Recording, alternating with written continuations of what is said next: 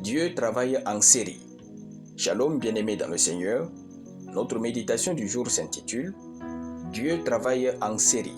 Nous tirons notre texte dans Romains chapitre 8, le verset 28, qui nous dit ceci. « Nous savons, du reste, que toutes choses concourent au bien de ceux qui aiment Dieu, de ceux qui sont appelés selon son dessein. » Alléluia. Le défi pour nous, lorsque Dieu œuvre dans notre vie, est notre incapacité à réaliser que Dieu est réellement omniprésent. Il n'isole pas un aspect de notre vie pour le travailler, puis il passe à un autre aspect.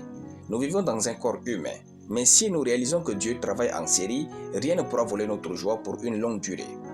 Par exemple, lorsque Dieu nous brise en traitant notre cœur et notre caractère, nous avons mal. Nous pleurons et gémissons. Mais il faut comprendre que pendant que nous pleurons et gémissons, Dieu travaille plutôt notre mariage et notre élévation qui sont les lieux où notre caractère brisé nous fera prospérer. Cela nous donnera à être joyeux malgré l'intensité de la douleur. Ainsi, pendant que Dieu permet qu'on nous méprise, il travaille notre haute considération de la valeur humaine. Pendant qu'il permet qu'on nous chasse, il nous conduit vers le lieu de notre destinée. Pendant que Dieu nous prive de fortes sommes d'argent, il travaille la qualité de notre gestion financière. Réagissons bien en voyant plus loin que la douleur présente, car nous avons un Dieu qui travaille en série. Pendant que Joseph était haï, rejeté, détesté, accusé, emprisonné, méprisé et déshonoré, Dieu travaillait en série pour le poste de ministre en Égypte.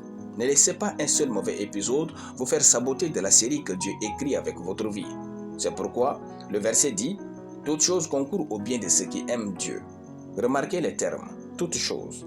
Il n'a pas dit une chose, mais toutes choses. Ne concluez pas vite sur la pire expérience que vous vivez maintenant, attendez la fin de la série.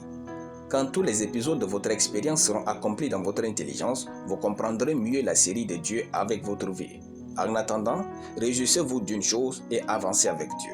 Apprenez à considérer les petites choses positives qui existent dans votre vie pour vous réjouir et attendez la gloire que Dieu tient en réserve pour vous. Alléluia. Nous allons prier. Mon Dieu, je te rends grâce pour ta parole.